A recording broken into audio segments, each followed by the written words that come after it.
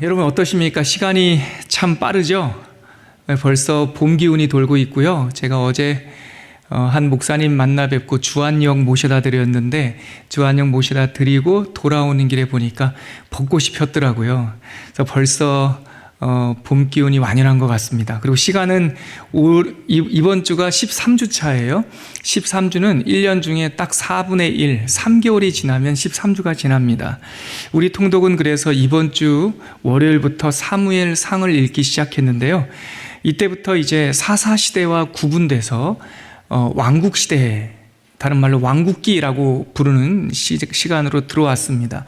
이 역사시대, 이스라엘 역사시대는 사사시대가 역사시대의 첫 마디라면 이제 왕국시대, 왕국기가 두 번째 마디입니다. 그 다음에 이제 포로기로 가게 되죠.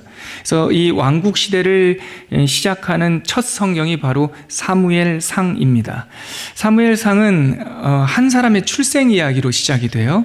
바로 한나의 아들 사무엘이라는 사람이고, 이 사람이 앞으로 전개될 이야기의 출발점이기 때문에 이 성경도 사무엘서 이렇게 부릅니다. 그래서 우리는 이제 두 권으로 나눠서 사무엘서 상, 사무엘하 이렇게 나눠서 부르고 있죠.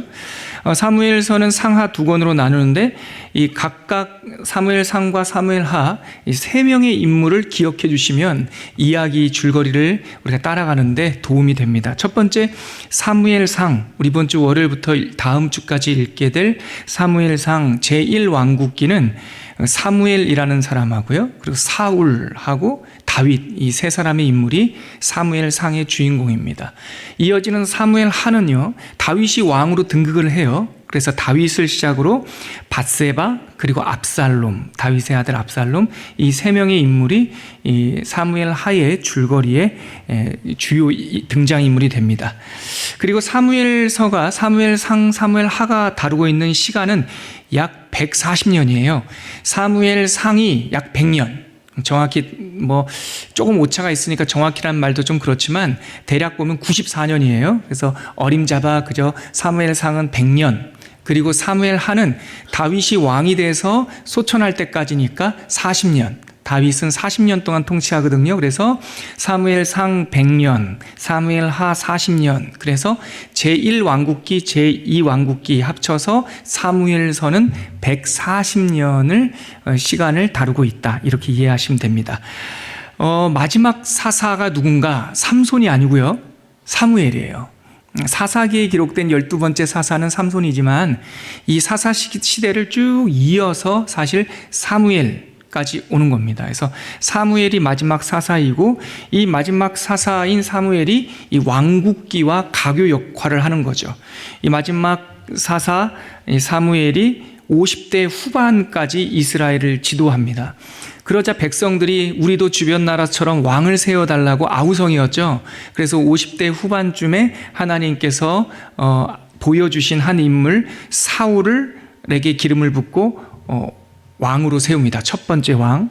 사울도 40년간 다스려요.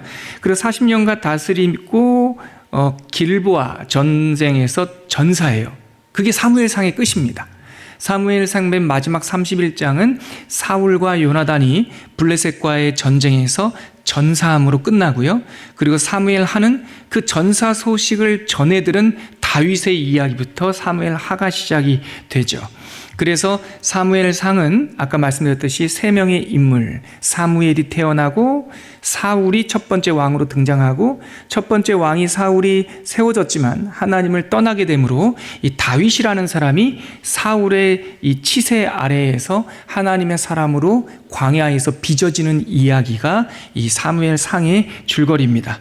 그럼 내일부터 다음 주까지 읽을 통독 범위를 보면 이제 내일이 사무엘상 12장을 읽게 되죠. 그리고 다음 주 수요일까지 28장까지 약 한 17장 정도를 우리가 일주일 동안 읽게 됩니다. 사실 여러분 이렇게 생각해 보면 일주일에 17장 읽는다, 이렇게 많아 보이지 않은데 사실은 양보다 더 중요한 거 제가 늘 말씀드리지만 꾸준함입니다. 이번 주도 월요일 날 화상으로 여러 목사님들과 무슨 공부 때문에 제가 미팅을 하게 됐는데 목사님들 이렇게 만나면 꼭 저한테 우리 교회에 관심 있는 분들은 물어요. 성경 통독 어떻게 하는 겁니까? 커리큘럼은 뭡니까? 어떻게 진행해야 됩니까? 그리고 꼭 묻는 질문, 언제 끝나고 수료합니까? 아니, 성경 읽는 게 무슨 수료가 어디 있어요? 우리가 천국 갈 때 하나님을 대면하여 볼 때까지 수료식은 없죠. 성경 읽기는 그냥 우리 크리스찬들의 삶의 방식이에요. 그래서 하루에 3장씩 꾸준히 읽어가는 거. 그럴 때마다 목사님 그럼 매년 똑같은 거를 읽게 되는데 지루하잖아요. 예, 그런 순간이 있습니다. 약 한 3독 정도 하게 되면 조금 매너리즘에 빠져요. 예. 아직 우리 교회 물론 우리 중에서는 이미 3, 4독 하신 분들, 그래서 조금 도움이 필요하신 분들도 계시겠지만, 저는 우리 교회를 전체를 이렇게 볼 때 아직 그 매너리즘을 빠질 때까지는 아닌데요. 제가 내년이나 내후년쯤으로 보고 있습니다. 그래서 지금 이 TMC 양육과정을 하는 이유도 이 말씀 읽기와 묵상으로 넘어가는 그 가교 역할, 사무엘 역할을 지금 우리가 이 TMC에서 하고 있는 거고요.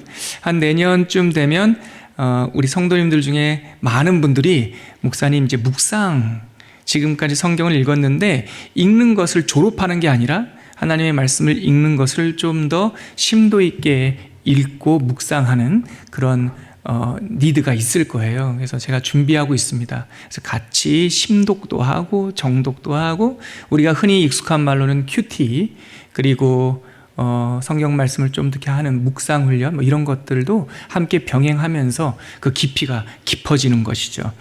아무튼 우리가 이제 17장 정도를 다음 주 수요일까지 읽게 될 건데요. 그 내일부터 다음 주 수요일까지 읽을 내용을 한번 짧게 한번 개관해 볼게요. 내일 읽게 될 사무엘상 12장은요.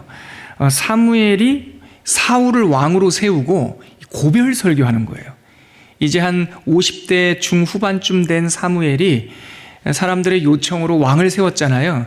그래서 왕이 세워지기 전에는 이 사사 역할을 했던 사무엘은 종교적 지도자임과 동시에 정치적 지도자였어요.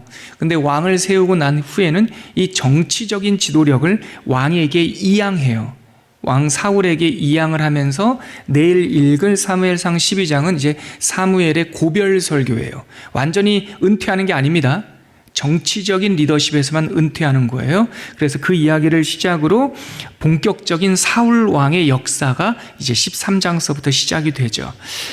왕이 되기 전은, 여러분 오늘 읽었던 본문입니다. 오늘 읽으신 분들은 아시겠지만 왕이 되기 전 사울의 모습은 참 좋은 청년이었어요.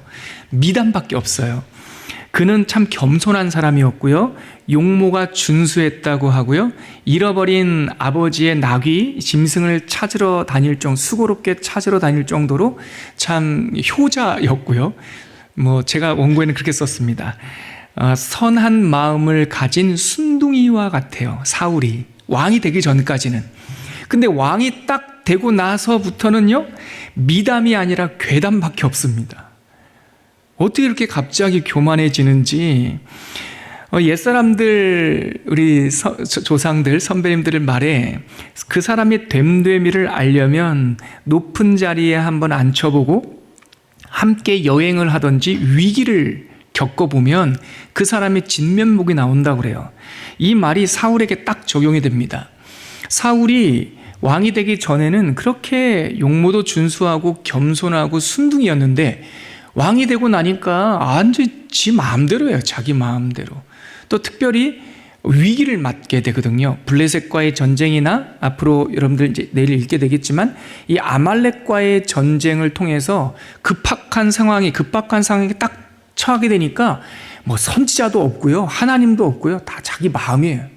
자기 먼저 제사를 드려버린다던가, 하나님께서 아말렉을 진멸하라라고 하는 말씀을 주셨음에도 불구하고 진멸하지 않고, 그게 사무엘상 15장에 나오죠. 아말렉과의 전쟁. 사실 사울이 얼마나 하나님을 떠났고 그 마음 속에 불순종의 마음이 싹 텄는지, 그 유명한 사건이 바로 그 아말렉과의 전쟁에서 불순종한 겁니다. 하나님께서는 거기서 이익을 취하면 안 된다.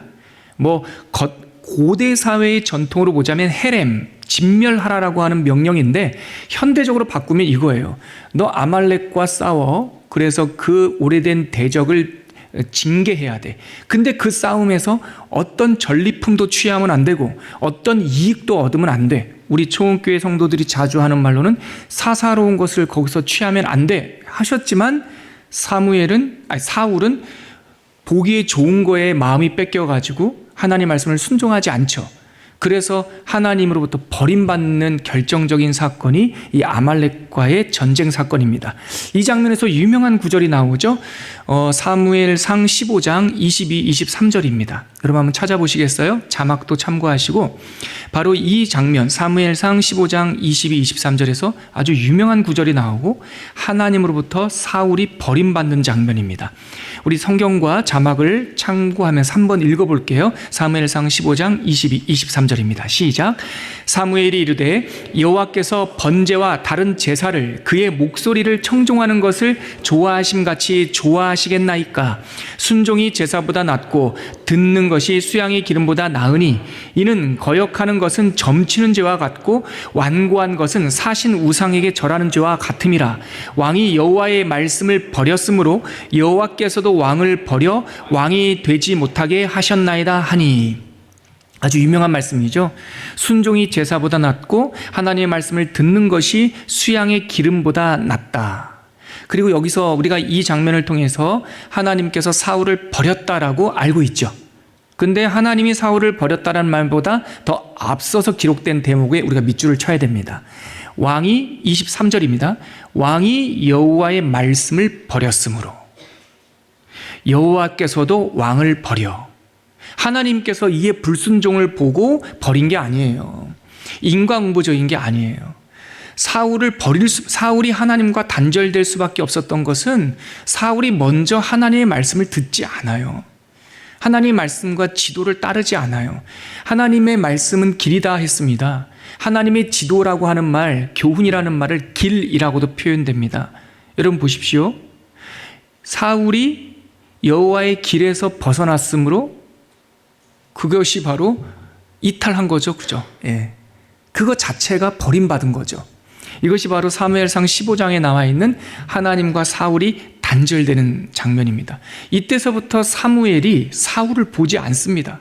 오랫동안 슬퍼합니다. 사무엘이 얼마나 슬퍼했으면 하나님께서 사무엘상 16장에 가면 더 이상 슬퍼하지 말라 이렇게 명령하세요. 사무엘에게 더 이상 울지 말라. 내가 너에게 보낼 곳이 있다.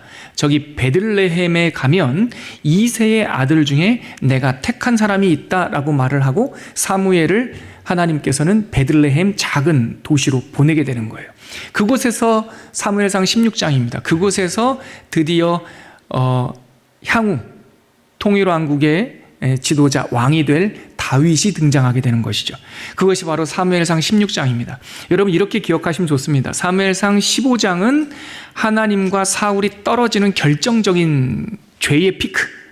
사무엘상 16장은 이 다윗이 등장하는 것과 사울이 페이드 아웃, 멀어지는 것을 아주 드라마틱하게 맞닿아 있는 두 요절로 표현하고 있어요.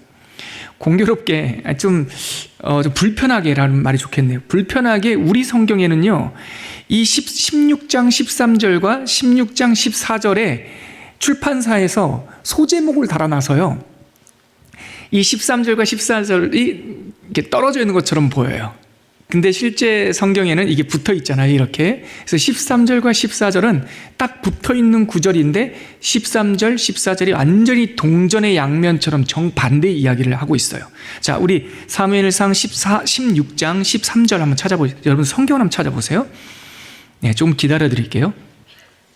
그리고 거기 사무엘상 16장 13절과 14절을요, 이렇게 가로로 이렇게 묶어서 별표를 이렇게 한번 쳐보세요.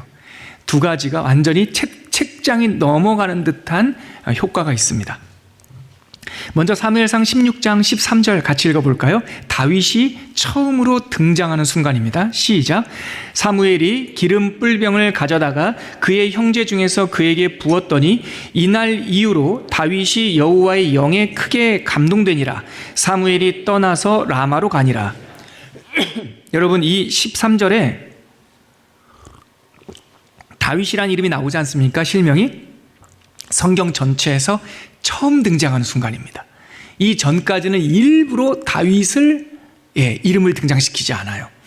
그런데 이 13절에서 다윗이 등장하면서 바로 여호와 영이 감동됐다 이렇게 나와요. 그런데 이어지는 14절 보시죠. 사울 이야기가 나옵니다. 같이 읽겠습니다. 시작.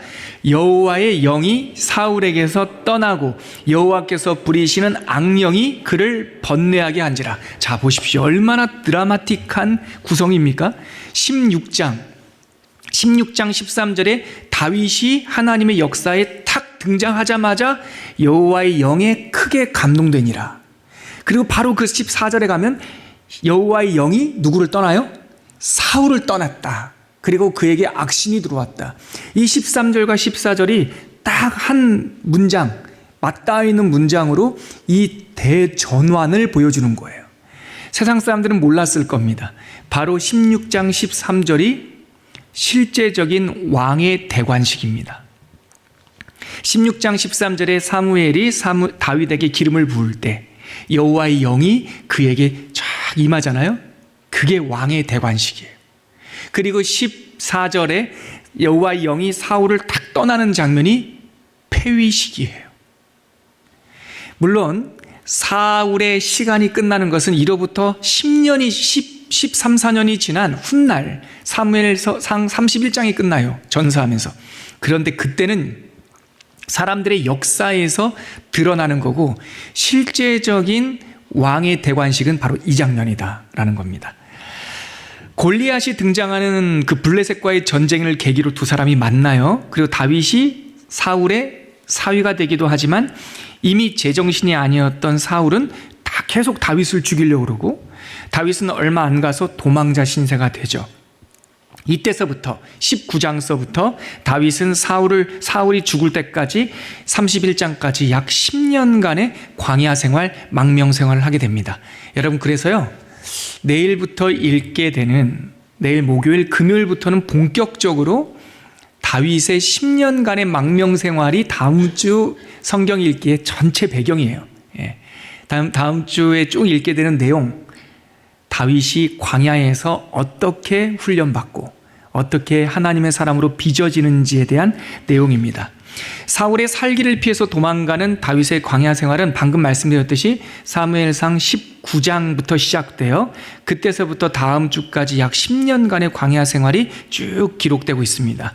다윗의 10년간의 피난 생활, 광야 생활의 큰 얼개는 먼저 이거예요. 10년간 다윗이 어떻게 움직였나? 사실 직선적으로 움직이는 게 아니에요. 여행이 아니기 때문에 왔다 갔다 해요. 그런데 큰 얼개만 제가 말씀드리자면 처음에 사울이 창을 던지고 제정신이 아니니까 다윗이 일단 자신의 정신적 지주였던 사무엘에게 갑니다. 그래서 그 라마다임 소빔에서 잠깐 머물다가요. 사울이 거기까지 쫓아오니까 그 다음에 요나단 잠깐 만났다가 얼마나 급했는지 국경을 벗어나는 거예요. 그래서 아기스 왕, 블레셋 아기스 왕에게 잠깐 가서 있다가요. 거기서도 사람들의 가시방석이니까 다시 유다 땅으로 들어와서 유다 광야 아둘람굴 들어보셨죠? 아둘람굴 그리고 헤렛 숲을, 이건 좀 안 들어보셨을 거예요. 그저 이 시골촌이라고 생각합니다. 헤렛 숲을, 그리고 십광야, 엔게디 요새, 그리고 바란 광야는 유다 땅, 유다 광야의 저기 맨 끝에 바다 근처까지 내려가는 거예요. 그래서 왔다 갔다 해요. 헤렛 숲에 있다가 십광야로 갔다가 다시 헤렛 숲으로 돌아왔다가 뭐 바란 광야로 갔다가 또 십광야로 왔다가 이렇게 왔다 갔다 하지만 10년간의 방황을 큰 얼개로 보자면 사무엘 선지자에게 잠깐 갔다가 이 요나단과의 만남을 통해서 사울이 잠깐 기분이 상한 것이 아니라 죽이기로 작정했다는 것을 깨닫고 얼마나 당황했는지 국경을 넘어 블레셋 땅에 잠깐 망명 갔다가 거기서도 가시방석이니까 유대 광야 안에 있는 아둘람굴, 헤렛 숲을, 십광야, 바란 광야 이렇게 광야에서 10년간 이렇게 전전해요. 그러다가 맨 마지막 1년 4개월 정도는 광야에 너무나 사람들이 많이 모이니까 광야에서 살 수가 없어요. 그래서 맨 마지막 성경이 기록되어 있는데요. 1년 4개월 동안은 다시 가드왕 아기스에게 가서 그 아기스가 내준 시글락이라고 하는 성에서 자기를 따르는 사람들과 잠깐 이렇게 살게 되는 이런 여정이 약 10년간의 여정입니다. 내일부터 수요일까지 읽을 본문을요, 제가 한 줄로 요약해 볼게요.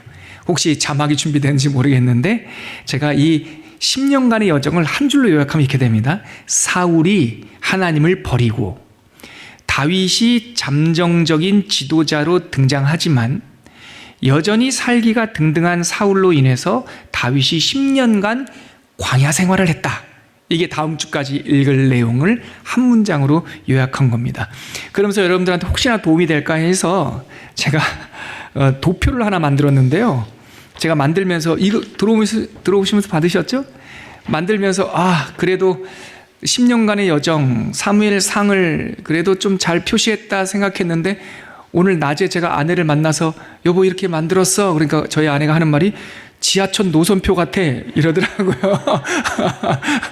뭐 그렇게 보셔도 되는데 예 맞아요. 지하철 노선표 같죠? 거기 보시면은 초록색으로 된 게 사무엘의 연대기고요. 그리고 사울이 그 다음에 파란색 맨 위로 표시되어 있고요. 그 다음에 중간쯤 아말렉과 회색 점선으로 제가 세 줄을 쭉 연결해 놨는데 아말렉과의 전쟁에서 이 버림받은 사울로 인하여 사무엘이 다윗에게 기름을 붓죠. 사무엘상 16장입니다. 그때서부터 다윗이 등장하면서 하나 둘 셋 네 번째 가면 다윗 사울을 피해 도망가다 사무엘상 19장부터요. 그때서부터 31장 길보아 파란색 사울의 연대기 끝을 보세요. 길보아 전투 사울의 전사까지 사무엘상 19장에서 31장까지가 약 10년이다. 이렇게 거기 화살표로 되어 있죠. 가운데.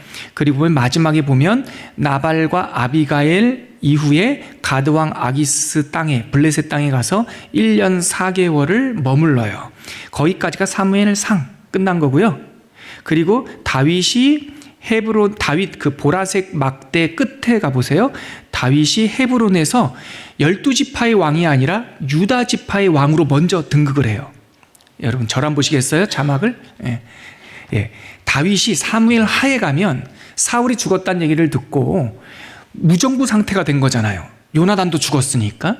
그래서 다윗이 왕으로 추대되는데요. 처음부터 12지파의 왕으로 추대된 것이 아니라 유다 지파의 왕으로 추대가 되면서 유다 지파의 수도라고 할 수 있는 헤브론에서 왕이 돼요. 거기서 7년 6개월 동안 기다려요. 왜 기다릴까요?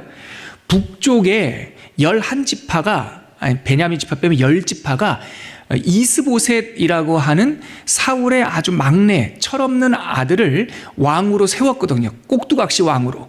그래서 잠깐 남쪽 유다 지파에선 다윗이 왕이 되고 북쪽 이스라엘에서는 사마리아와 이스라엘에서는 이스보셋이 왕이 되는 이 분열 왕국 시대가 약 7년 반 정도 있었어요.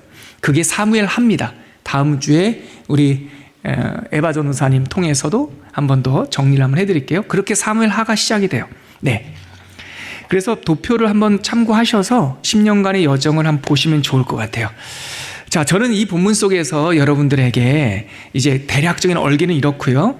이 다윗의 광야 생활 10년의 의미와 그 10년이라는 시간 속에 담긴 하나님의 섭리에 대해서 여러분들과 한 걸음 더 나가서 묵상하고 싶어요. 이 시간에 메시지의 제목을 그래서 제가 아까 예배 전에 자막을 보셨는지 모르겠지만 제가 오늘 설교 제목을 주보와 조금 다릅니다. 광야 10년 다윗이 빚어지는 시간. 광야 10년 다윗이 빚어지는 시간, 하나님의 사람으로 빚어지는 시간, 이렇게 제목을 잡았습니다. 그럼 여러분 오늘 함께 그 한 말씀을 읽고 그 속에 담긴 다윗의 광야 생활의 10년의 의미를 한번 나눠보겠습니다. 함께 읽을 말씀은 사무엘상 23장 13절에서 14절 말씀입니다. 사무엘상 23장 13절과 14절 말씀. 네, 같이 한번 읽어볼까요? 시작. 다윗과 그의 사람 600명 가량이 일어나 그일라를 떠나서 갈 수 있는 곳으로 갔더니 다윗이 그일라에서 피한 것을 어떤 사람이 사울에게 말하매 사울이 가기를 그치니라. 다윗이 광야의 요새에도 있었고 또 십광야 산골에도 머물렀으므로 사울이 매일 찾되 하나님이 그를 그의 손에 넘기지 아니하시니라. 네, 다윗이 살아낸 10년간의 광야 생활을 표현하는 한 구절을 뽑으라면 저는 14절, 네, 우리가 13, 14절 읽었지만 14절 한 구절이 다윗의 10년 생활을 한마디로 요약하는 구절이라고 봐요. 다윗이 광야의 요새, 엔게디 요새겠죠? 아둘람 굴이겠죠? 광야의 요새에도 있었고 십광야, 산골, 헤렛수풀, 바란 광야, 이런 광야에도 머물렀으므로, 하지만 사울은 매일 그를 찾았고, 하지만 하나님이 그를 사울의 손에 넘기지 아니하였다. 이것이 바로 사울의 10년간의 광야 생활의 요약이라고 저는 생각해요.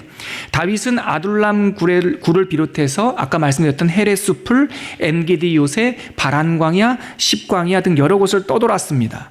하지만 그의 여정은 혼자 망명 생활을 하는 게 아니라 오늘 읽었던 23장 14절에 보면 하나님이 그와 함께 하셨다라고 기록되어 있어요.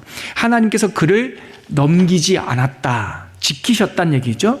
그래서 아비가일, 사무엘상 25장, 그 어리석은 사람 나발 그리고 지혜로운 부인인 아비가일을 만나는 장면이 나오는데, 그 아비가일이 다윗을 처음 만날 때 하나님께서 아끼시는 귀인, 다윗 내 주라고 표현하거든요. 근데 우리가 일반적인 요즘 말로 바꾼다면 하나님께서 아끼시는 선생님의 생명은 하나님께서 생명싸개에 쌓아주셨습니다. 그런 표현을 써요.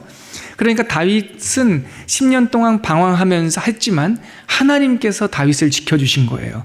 그리고 이 광야 생활 때 다윗이 시편을 많이 지었는데 여호와는 나의 산성이시요 나의 요새이시요, 이런 표현들 많이 해요. 산성과 요새라고 하는 것은 왕궁에 거할 때 느꼈던 감정이 아닙니다. 광야 생활할 때, 아둘람 굴에 있을 때, 그리고 엔게디 요새에 있을 때 사울의 추격전을 피하게 해주신 그 하나님을 생각하면서 다윗은 하나님이 나의 산성, 하나님은 나의 요새, 하나님은 뭐라고 표현합니까? 시편 18편에 나의 피할 바위. 그렇죠.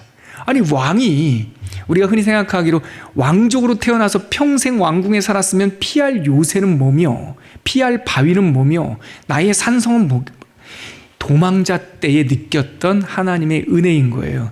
그래서 하나님께서 10년 동안 다윗을 생명싸개에 지키시는 시간이었다. 더불어 이 시간은 그저 그냥 지킴만 받는, 보호만 받는 시간이 아니었어요.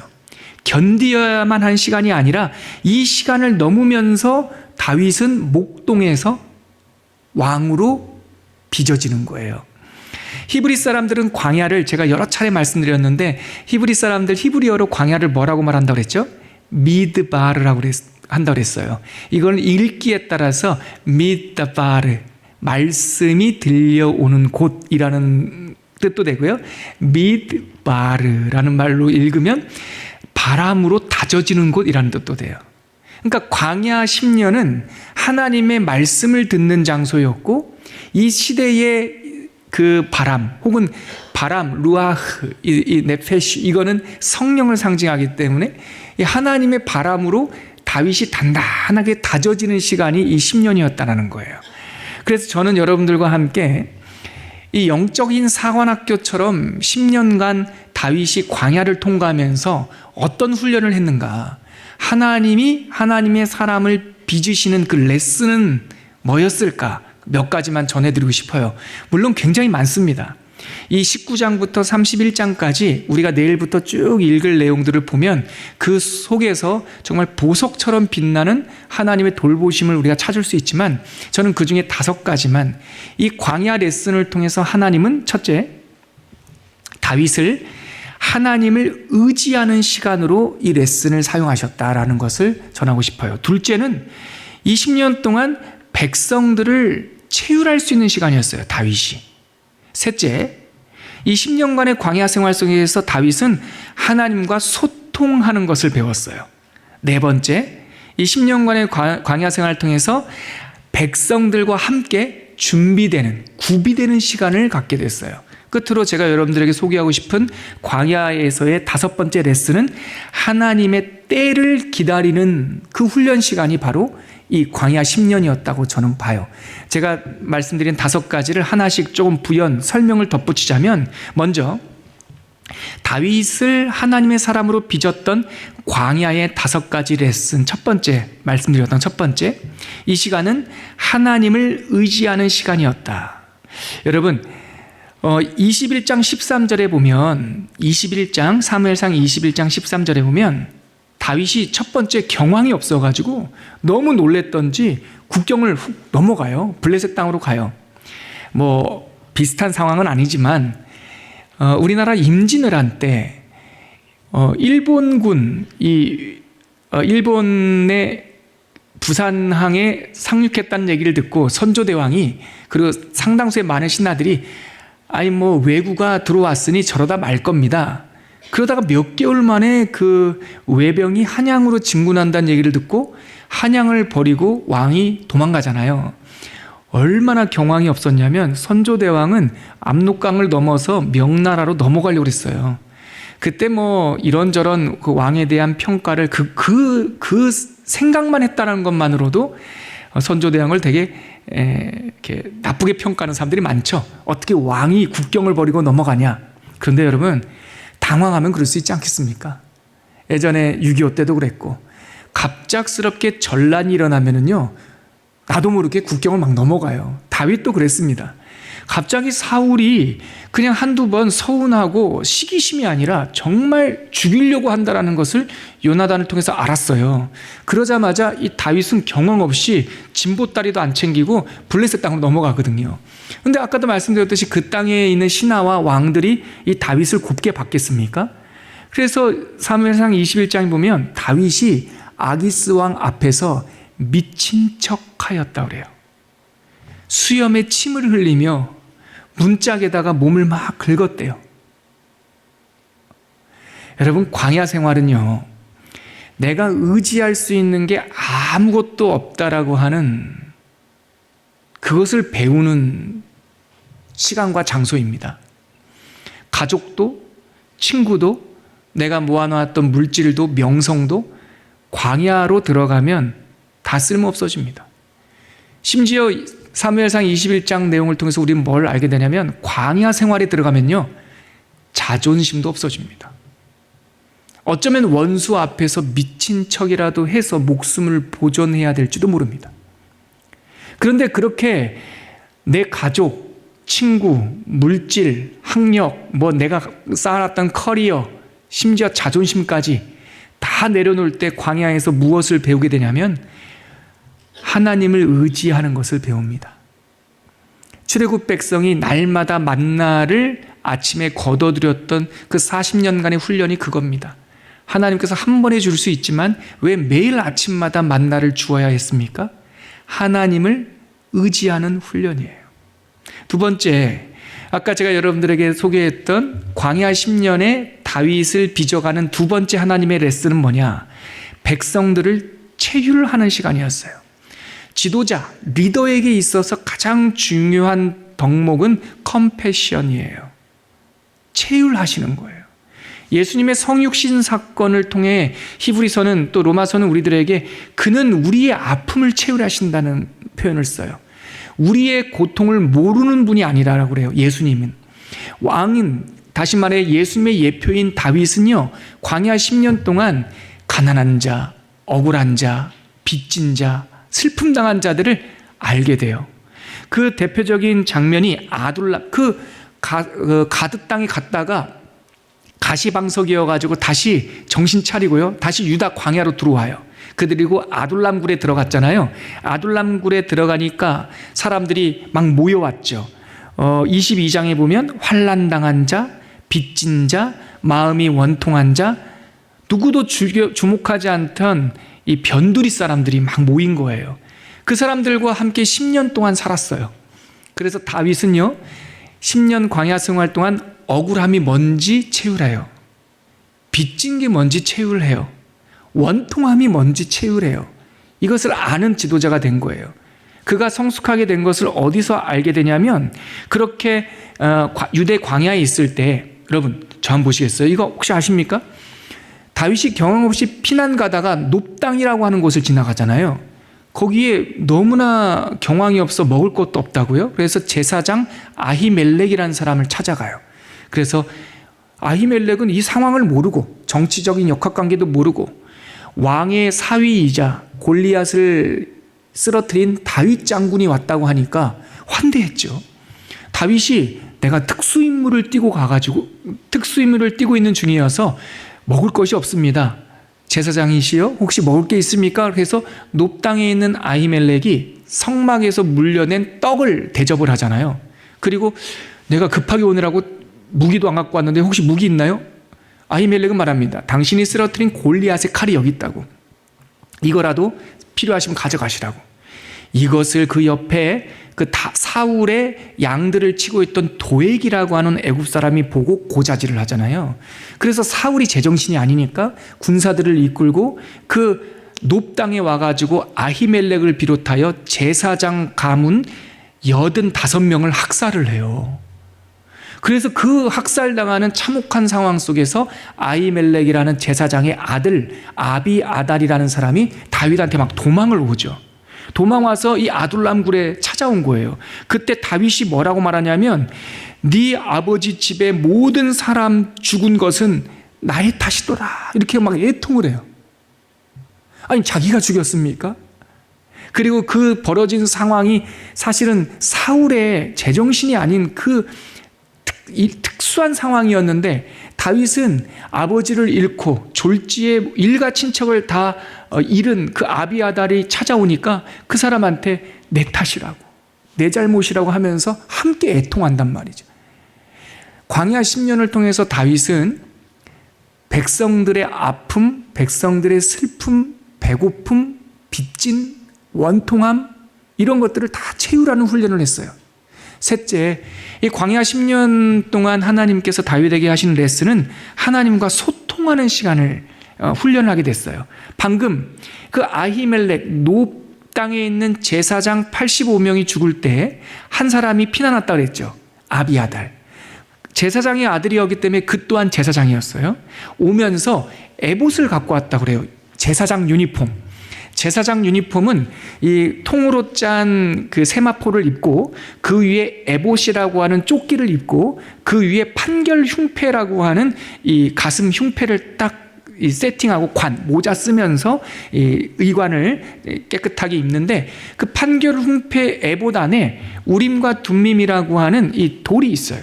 이거를 통해서 국가적인 큰일이나 전쟁, 국가적인 계획 이런 거를 물을 때 우림과 둠밈으로 하나님의 뜻을 물어요. 이 아비아달이 올 때 이것을 갖고 온 거예요.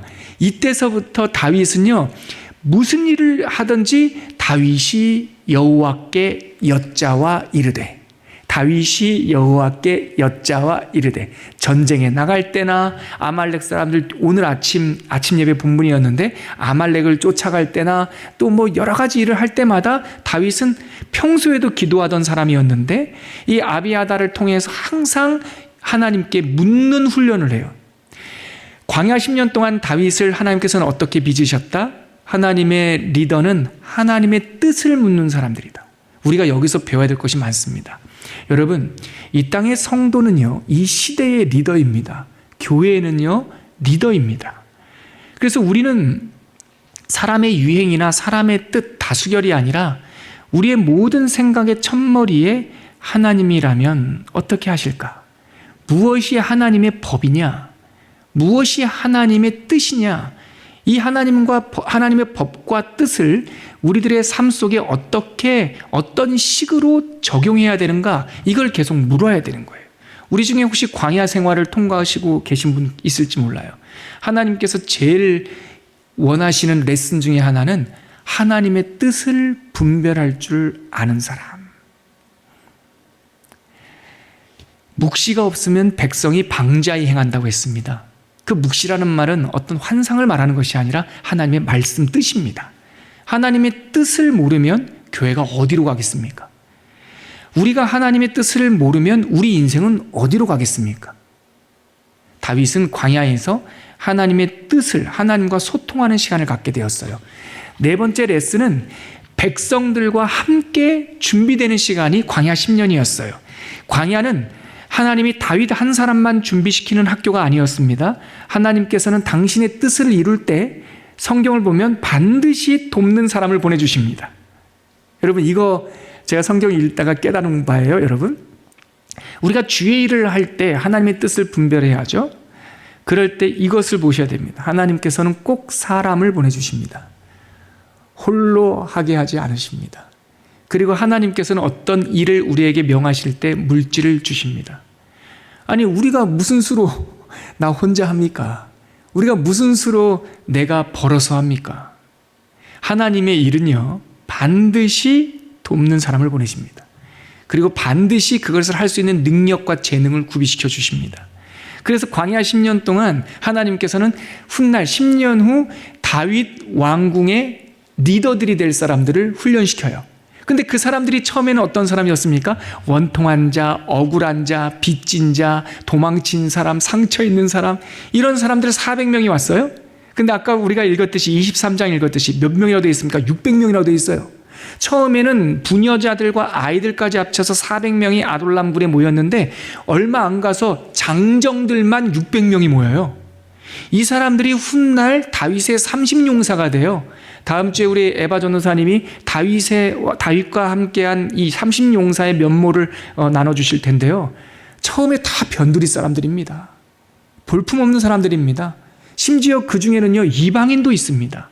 하지만 이방인들도, 볼품없는 사람도, 가문 좋지 않는 사람도 하나님께서 그 광야 10년 동안 다윗과 함께 준비시켜 준다는 거죠. 하나님의 사람들과 함께 성장해가고 아둘람 공동체에 모인 그 변두리 사람들이 훗날 통일 왕국의 주축이 되는 인물이 되는 거예요. 그래서 저는 성경 읽다가 떨렸던 슬로건이 있어요. 아둘람 공동체에서 예루살렘 공동체로. 저는 우리 초원교회, 물론 귀하신 분들 많지만 그 영적인 의미로 우리 초원교회 목회 방향은 아둘람 공동체에서 예루살렘 공동체예요. 이것이 우리의 방향이에요.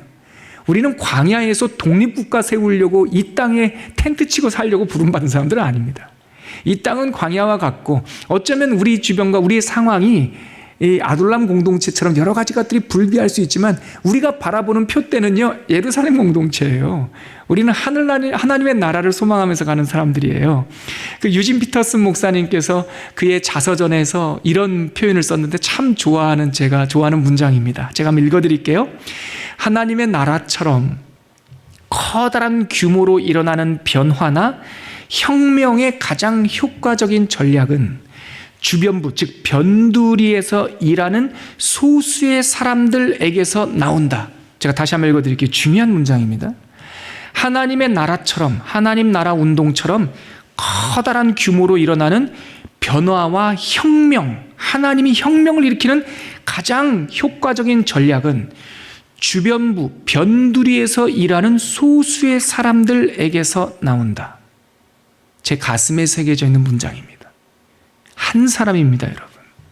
초원교회의 부흥은 누구로부터 시작됩니까? 한 사람입니다. 우리 가정의 혁명은 한 사람입니다. 저는 새로 부임한 2대 목사, 부임 목사입니다.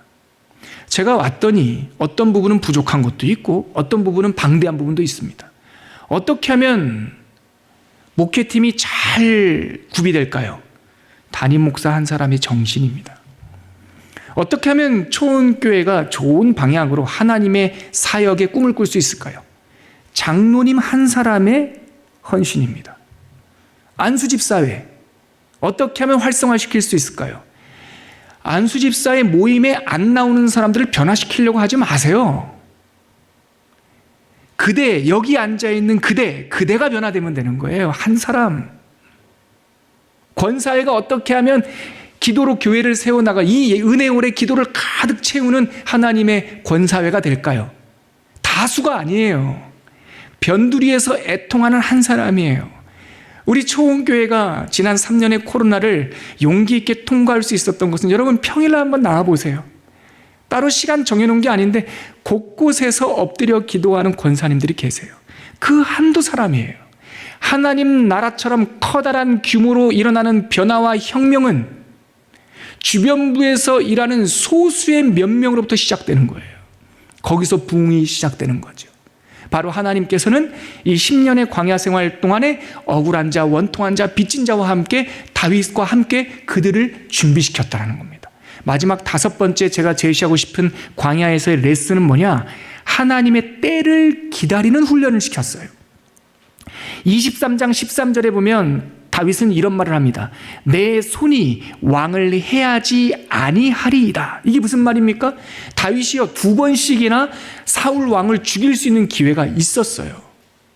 한 번은 옷자락을 잘랐고요, 한 번은 물병과 지팡이만 가져갔어요. 23장 26장 2번 나와요.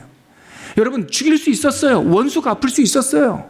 근데 다윗은요 자기가 해서는 안 되는 것을 정확하게 알아요. 테두리가 있는 인생이에요. 내가 아무리 명분이 있고 할 수 있고 나한테 권리가 있지만 다윗이 사울을 원수를 갚았다 한들, 아니면 그 광야에서 동굴 안에서 볼일 보고 있는 사울, 성경을 읽다 보면 재밌는 표현인데요, 사울 왕이 다리를 가리려고 했다라고 하는 표현이 나올 거예요. 23장 다리를 가린다는 표현이 용변 본다라고 하는 성경적 표현이에요. 동굴에서 용변을 보고 있을 때 그 뒤에 누가 있었냐면 다윗이 있었어요. 깜쪽같이 제거할 수 있었어요. 그러나 하나님 앞에서는 깜쪽 같은 거 없어요. 다윗은 딱 멈춥니다. 절대 하지 않습니다. 그리고 하나님의 때를 기다립니다. 장장 10년. 사울이 죽고 나서 헤브론에서 왕으로 추대됐습니다. 유다 왕에. 북쪽에서는 이스라엘에는 이스보셋이라고 하는 어린 왕이 있습니다. 유다 지파가 군사를 몰고 올라가서 통일할 수 있었어요? 전쟁 안 합니다. 어떻게 다윗이 이스보셋과 싸웁니까? 요나단의 아들과 싸웁니까? 다윗의 아들과 싸웁니까?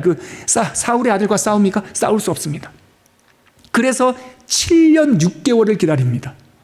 그러면 장장 몇 년입니까? 광야 10년, 헤브론에서 17년 6개월, 그리고 기름 부음, 광야 생활이 시작하기 전 16장에서 기름 부은 것까지 합치면은 20년입니다, 여러분. 21년, 22년을 다윗은 사무엘에게 기름 부음을 받고 20년이 넘도록 기다리는 거예요. 왜요? 하나님이 하시는 순간이 있기 때문에 그렇습니다. 누차 말씀드리지만 하나님의 사람은 시간을 견디는 훈련, 시간을 통과하는 훈련, 시간의 신비 속에서 빚어져요. 인내하는 거예요. 기다리는 거예요. 이것이 바로 5번의 광야 레슨, 제가 여러분들에게 제시하고 싶은 이야기입니다. 여러분, 이 5가지 외에도 광야는 하나님의 많은 섭리를 느끼는 훈련의 장입니다. 하지만 이 5가지만 보더라도 광야의 시간이 결코 견디는기만 하는 수동적인 시간이 아니라 이 흐름을 따라 사무엘상을 읽다 보면 하나님께서 하나하나 이 다윗을 준비하는 과정임을 알게 돼요. 여러분, 우리도 광야를 지나는 순간이 있습니다. 저도 그렇고 여러분들도 그렇습니다. 하나님께서 광야의 시간 동안 우리를 감추시기도 하시고 우리를 돌보시기도 할 겁니다. 하지만 감추시고 돌보는 것이 목적이 아니라 이 시간을 통해서 우리를 그리스도의 장성한 분량, 하나님의 왕 같은 제사장, 거룩한 나라, 그의 소유된 백성으로 빚어가는 시간임을 믿으셔야 합니다. 그리고 이겨내셔야 됩니다. 그리고 때가 되면 하나님께서 우리를 높이시고 하나님의 고유한 분깃을 이루게 하실 것이라고 하는 소망을 가지고 살아내셔야 되는 것입니다. 우리가 다시 한번 사무엘상을 읽으면서 그 하나님의 손길을 느끼는 다음 한 주간이 됐으면 좋겠습니다. 찬양을 하나 준비했는데요, 시간이 좀 줄여보려고 했는데 많이 못 줄였네요. 그래도 우리 찬양을 하나님께 찬양의 기도를 올려드리고 오늘 이 수요 강좌를 마무리하겠습니다. 나의 가는 길 주님 인도하시네. 가사 생각하면서 찬양하겠습니다. 나의 가는 길 주님 인도하시네. 그는 보이지 않아도 날 위해 아멘. 주 나의 인도자 항상 함께 하시네. 사랑과 힘 베푸시며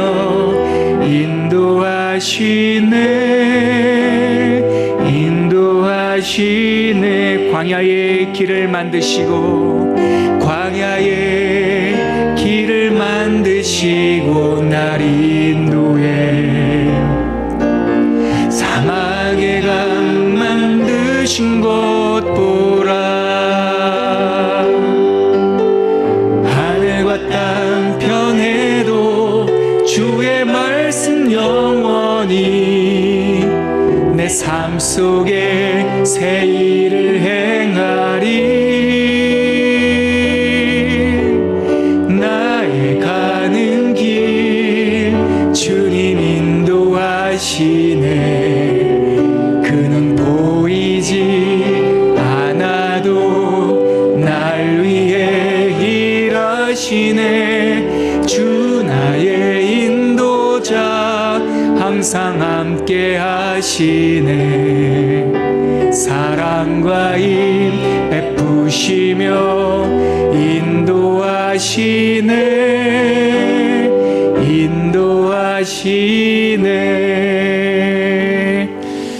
여러분, 우리는 지금 어디쯤 와 있습니까? 광야 어디쯤 와 있습니까?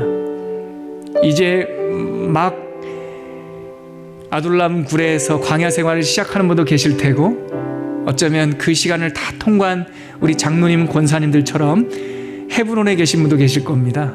하지만 우리 인생 자체가 광야입니다. 오늘 제가 전해드린 이야기처럼 다윗의 그 광야 10년, 하나님의 사람으로 빚어지는 시간, 하나님 우리 인생이 녹슬어 하나님 앞에 타담한 번제처럼 살지 않고 하나님께 온전하게 구비되고 성장하는 아름답게 그리스도의 장성한 분량으로 자라나는 그런 시간 되게 하여 주시옵소서. 우리 인생을 하나님께 올려드리면서 잠시 묵상하며 기도하겠습니다. 하나님 아버지, 은혜를 감사합니다. 오늘 다윗의 광야 10년 이야기를 통하여서 하나님께서 광야에서 우리를 빚으시고 우리를 하나님의 사람으로 준비시키며 하나님과 소통하는 훈련, 하나님을 의지하는 훈련, 백성들의 고통을 체휼하는 훈련, 하나님의 때를 기다리는 훈련, 하나님 우리가 다양한 레슨을 통해서 하나님의 사람으로 자라납니다. 우리 사랑하는 초원교회 성도님들, 하나님께서 돌보시고 지키시되 하루하루 진일보하게 하여 주시옵시고 날마다 표대를 향하여 그리스도의 장성한 분량으로 걸어나가는 하나님의 거룩한 사람들, 리더들이 되게 하여 주시옵소서. 하나님 감사합니다.